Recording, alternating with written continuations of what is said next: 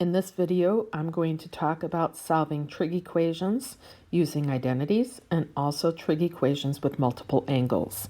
Now, as you look at the first equation, we need to somehow separate different trig functions and also trig functions with different size angles. This equation has both of those problems. So we're going to use an identity that will allow us to separate things. So first, I'm going to use the double angle identity for sine, which is 2 sine of x cosine of x minus cosine of x. Now, doing this will allow me to factor out cosine of x. Factoring out cosine of x, I have 2 sine of x minus 1. Now that it's factored, I know that I can set my factors each equal to 0. So cosine of x will be 0, or 2 sine of x minus 1 equals 0. Both of those will give me solutions. So separating it out.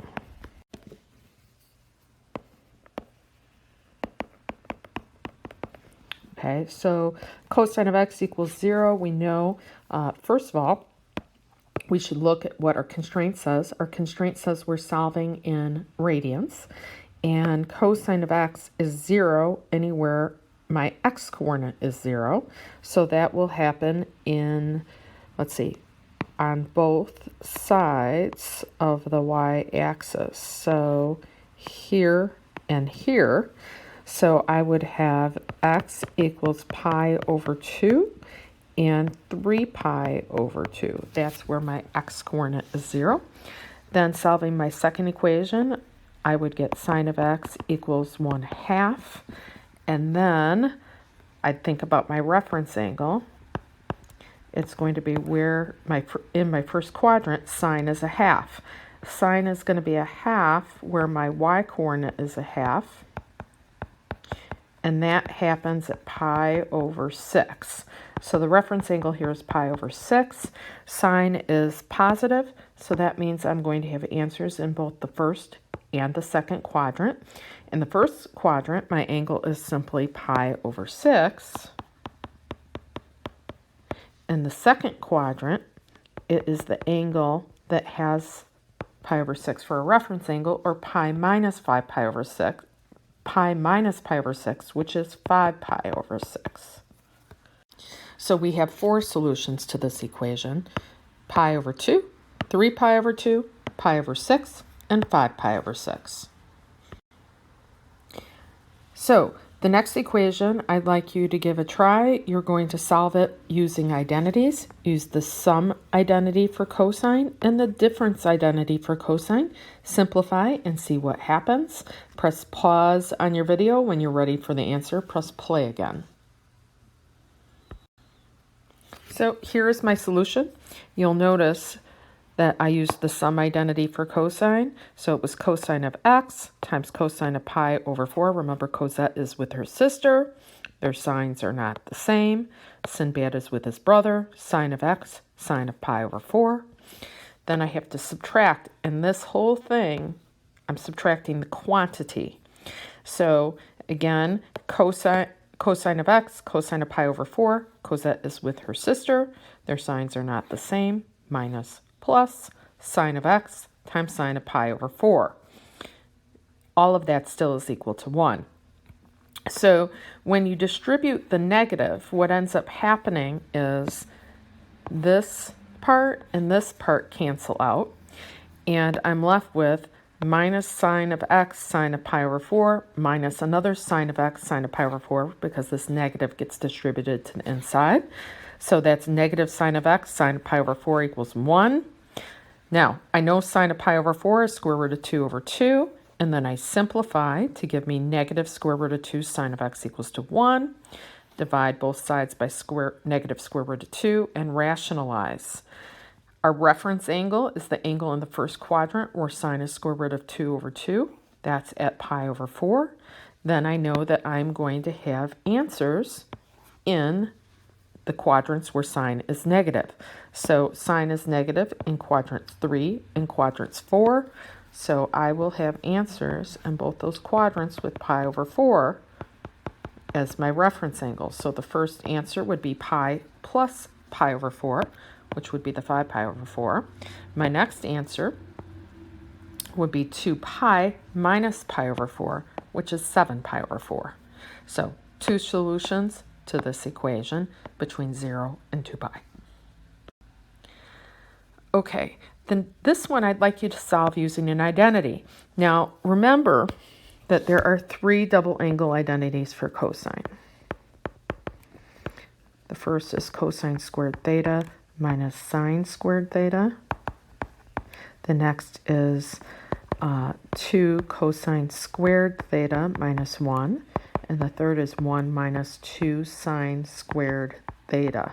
So you can choose any of these, but I would not choose the first one because there would be no way to separate cosine and sine.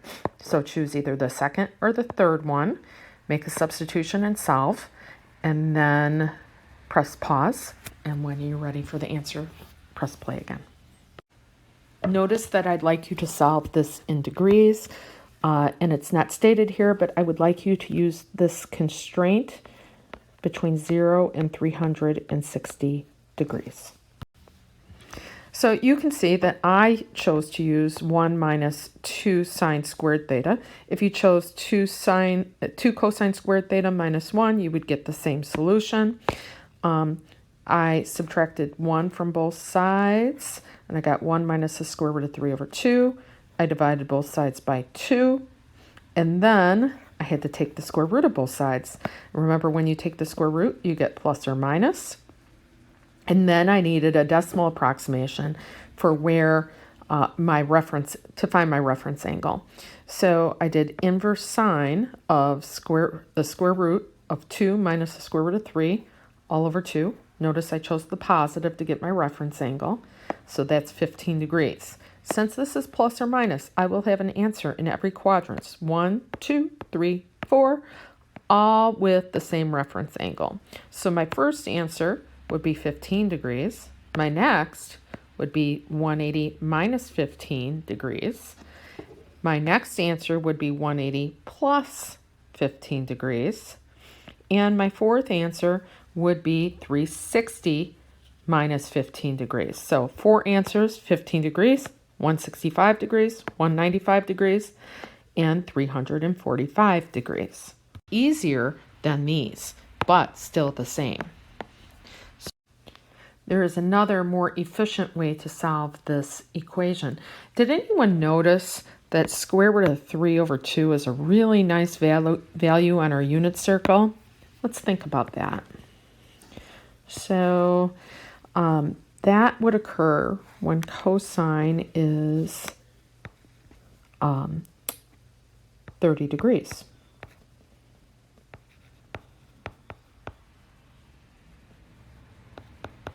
The only problem here is that I'm not dealing with cosine of theta.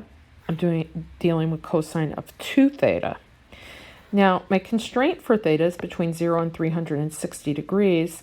Now, I would like to change it so that it's between 0, well, change it for 2 theta. So multiply 0 by 2, it's 0. Multiply 360 by 2, and I get 720. So 2 theta has to be between 0 and 720. Now, I know that if cosine of 30 is the square root of 3 over 2, that means that my solutions here will be when 2 theta is equal to 30 degrees. And also, I also need to have another answer between 0 and 360 where cosine's positive. So I will have an answer in the fourth quadrant, again with the 30-degree reference angle. So that's 330 degrees. So anytime 2 theta is 30 or 330, that will give me solutions. Now, this is where I would normally stop with a constraint that is between 0 and 360, but that constraint is just for theta, not for 2 theta. For 2 theta, I'm allowed to go up to 720. So to each of these, I'm going to allow my angle to spin around another 360 degrees. I'm going to add 360. So that would give me 2 theta is equal to 390. Again, that's within our constraint here. And then add 360 to 330. And another answer would be when 2 theta is equal to 690. Now to get my solutions, I will take and divide each of these by 2. But before I do that, I want you to notice if I were to add 360 to each of these again, I would be above my constraint. So getting my answers here, dividing both sides by 2, I'd get theta equals 15 degrees. The next one, dividing by 2, that would be 165 degrees. My next answer would be 195, and my final answer would be 345. Now you'll notice each of these values of theta are within this constraint, and these are my solutions. Much faster and much, if you have a multiple angle, this is really the best way to solve it. You rewrite the constraint for the multiple angle, solve this as if it's just one angle, and then find all the values within the revised constraint, and then solve for your variable. Now, I want you to give this one a try. I want you to find the solutions in radians between 0 and 2 pi. Press pause on your video. When you're ready for your answer, press play again. So here is my answer. You'll notice the first thing I needed to determine was the reference angle. And tangent is 1 at pi over 4 in the first quadrant. And that is indeed my reference angle. I also have to notice that tangent is positive, and tangent is going to be positive in the first and also in the third quadrant. So I'll have an answer in the first quadrant with pi over 4 as my reference angle, and also in the third quadrant. So pi over 4, and then the next value is pi plus pi over 4, or 5 pi over 4. Now, notice I rewrote my constraint. So for x, 0 had to be between 0 and 2 pi. For 3x, multiplying each of these by 3, it has to be between 0 and 6 pi. So to each of these values, I'm going to add 2 pi because every time my angle spins around again, I'm going to get another solution. So adding 2 pi to each of these, that's the same as adding 8 pi over 4. I get 9 pi over 4 and 13 pi over 4. But I have to do that again because I'm still well within my constraint of 6 pi. Adding 8 pi over 4 again gives me 17 pi over 4 and 21 pi over 4. Now, if it helps you, you can rewrite this constraint in terms of the denominator that we're using. So I know that 3x has to be between 0 and 24 pi over 4. If I were to add another 2 pi to each of those, I would be outside this constraint. So now I know that I'm done adding 2 pi. Now, to solve for x, I have to solve each of these 6 equations for x by dividing each side by 3. So when I do that, I get pi over 12, 5 pi over 12, 3 pi over 4, 13 pi over 12, 17 pi over 12, and 7 pi over 4. So I have 6 solutions to this equation. Now, we've been finding answers within a constraint. The next thing I'd like to do is find all solutions. And believe it or not, it's easier. This doesn't say so, but I'm going to find all solutions in radians. You'll notice this is essentially the same equation that we just solved, only now rather than being between 0 and 2 pi, it's infinitely many solutions. Now, we had solved this before. We knew that our reference angle was pi over 4. I'm going to have answers in the first and also in the third quadrants. So my first answer is pi over 4. My next is going to be 5 pi over 4. Now, anytime these angles, either one spins around another 360 degrees or 2 pi radians, I'm going to get another solution. So I'm going to continue on this way, and then in a minute, I'm going to show you one other way to write this. So at pi over 4, anytime my angle spins around another 2 pi radians, positive or negative, where k is an integer, I'm going to get another solution. Same thing with the 5 pi over 4. Now, I'd like to find x alone, so I'm going to take each of these equations and divide through by 3.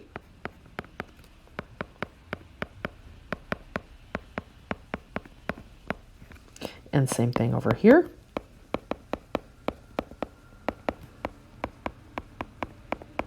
Okay, and these two equations would be my solution to this, giving all solutions. Now, there is another way to write it in this case, because what I'd like you to notice is that these angles here in the first and in the third quadrant are exactly pi radians apart. So I really don't have to write both of these equations in order to write my solution. I could, I wouldn't mark it wrong, but I could also just list the first. So I could say 3x plus pi over 4, and then I want to tell people anytime I turn around pi radians, I'm going to get another solution, forward or backwards. Then divide each side by 3. And I could write just that. Either of these choices would be a correct answer. Okay, the next thing I'd like to do is find all solutions in radians to this equation. Notice it's a quadratic, so the first thing I need to do is factor it. I'm going to multiply my a and my c. That gives me -2. And then I have to think of numbers that multiply to -2 but add to -1. So that would be -2 and +1. We're going to divide by the leading coefficient and simplify if possible. These are the coefficients of my factored form, which would then be sine of 3 theta minus 1 times 2 sine of 3 theta plus 1.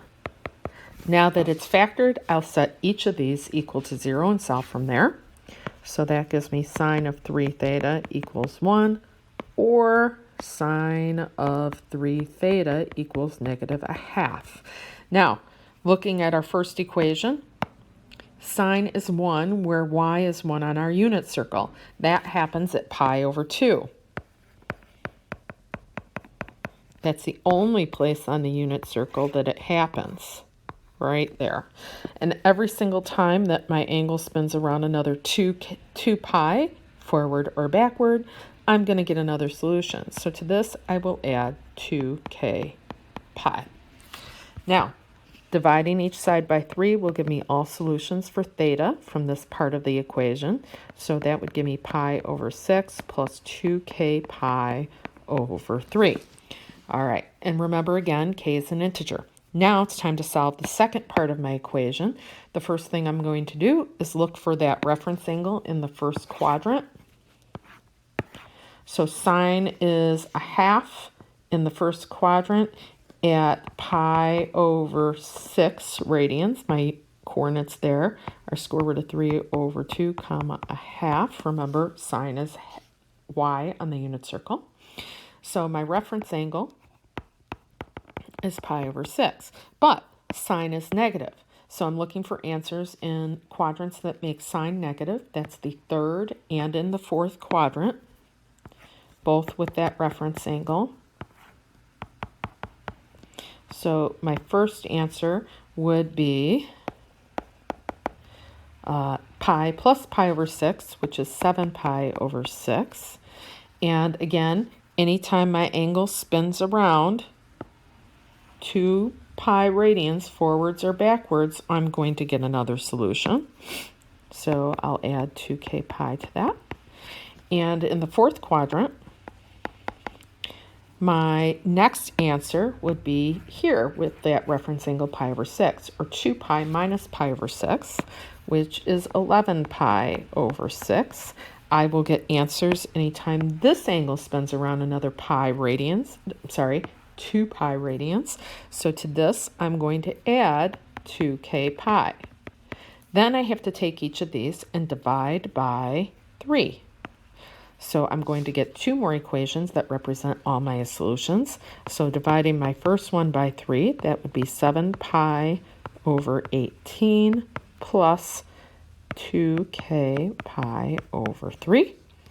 And then my next answer, dividing both sides of my equation by 3, would be 11 pi over 18 plus 2k pi over 3. So all solutions to this equation are here. Remember, k is an integer. All right, now I'd like to find all solutions to this.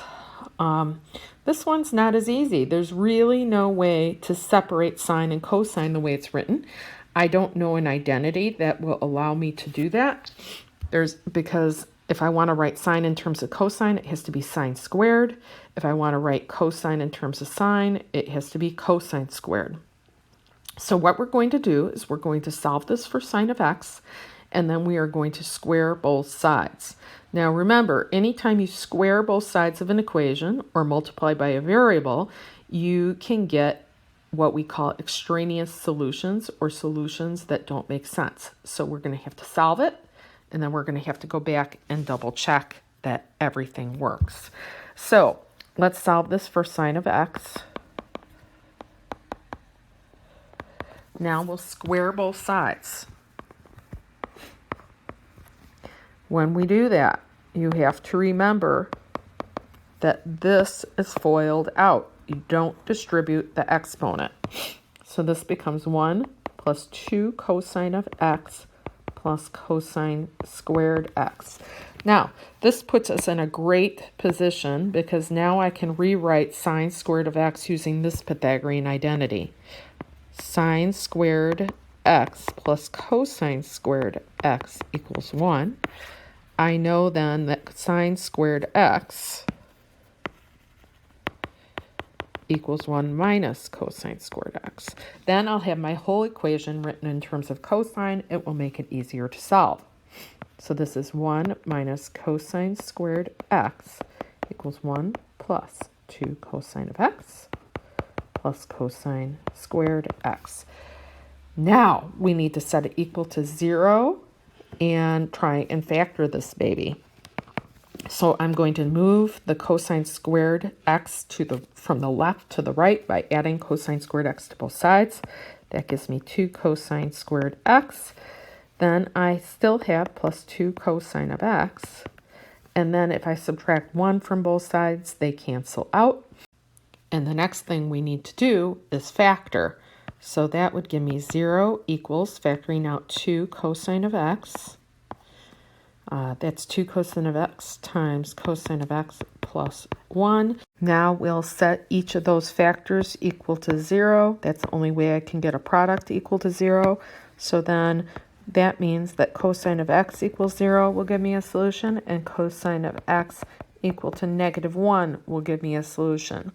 So now we have to think about things on our unit circle. Remember, cosine is 0 when the x-coordinate on the unit circle is 0. So that will happen when x is 90 up here, and also when x is 270 down here.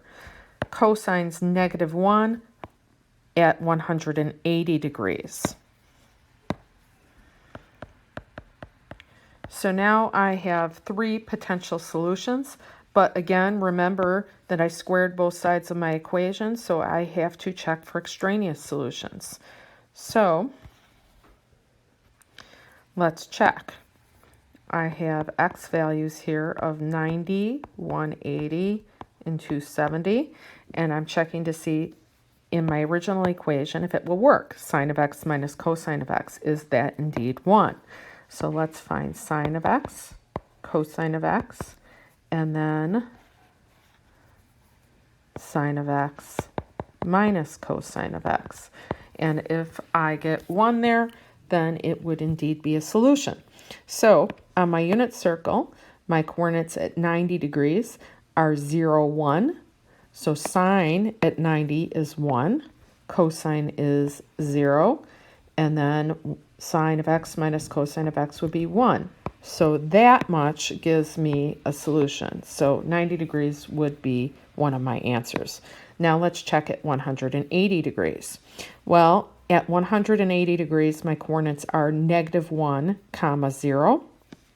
So I would check that.